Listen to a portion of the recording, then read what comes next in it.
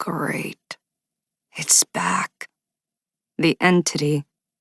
More likely, it never left. Awesome. A second shadow. Just what I always wanted. Per usual, this ghost, or whatever it is currently just an impression on my mind. A picture and a feeling combined into one, except the details are blurred, obscured by the noise and action of the waking world. Concentration is the flashlight that illuminates the shades I encounter. But I never get the whole picture until I put charcoal to paper and draw what I see. I don't want to look too closely at this shadow figure or render it into more solid shapes of black and white. I've successfully avoided doing so for 4 weeks now, assuring myself all the while that this creeper will eventually scram. I've learned the hard way how bestowing attention of any kind can invite certain spirits closer. More than that, I'm afraid that if I do sketch my sketchy tag-along, I'll discover that it's something other than a ghost. But then, isn't that what my intuition has been whispering all along? To find out if my instincts are right, well, I'll have to draw it. Cringing, I focus on the passenger seat in front of mine, tuning my ears to the hum of the Boeing jet that, like my life, carries me forward at a velocity unfelt.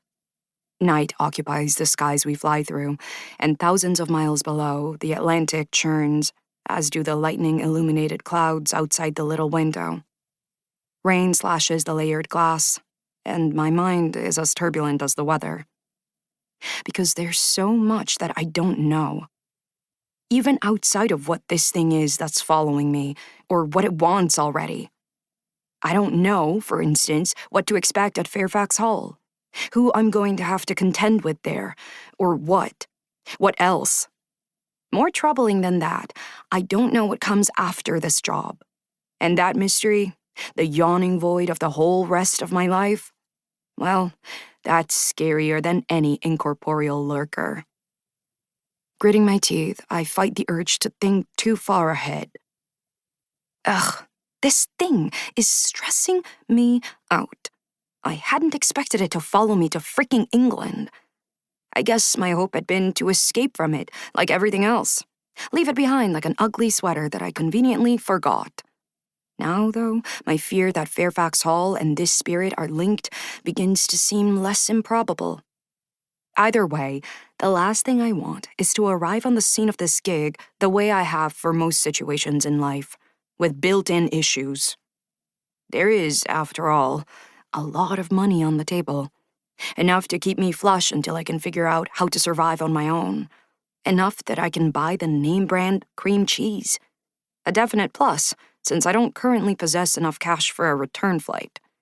Not that I'm ever going back. To Lowood, at least.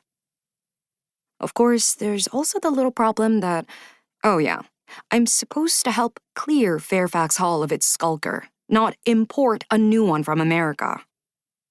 The salt-and-pepper-haired man seated next to me, closest to the window, draws a sudden breath, making me jump. He has his chair reclined and his eyes shut. Envy for the rest he's getting prods my already sour mood.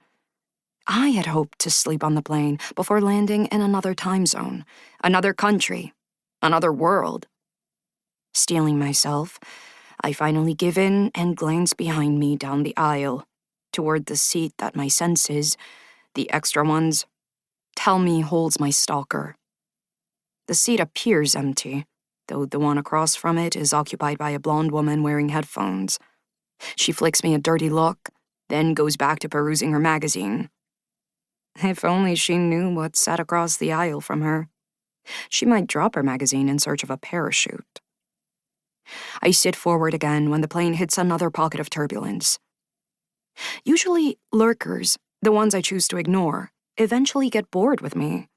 For whatever reason, this one wants my attention, enough that it's willing to wait for me to acknowledge it. Is that what it's waiting for?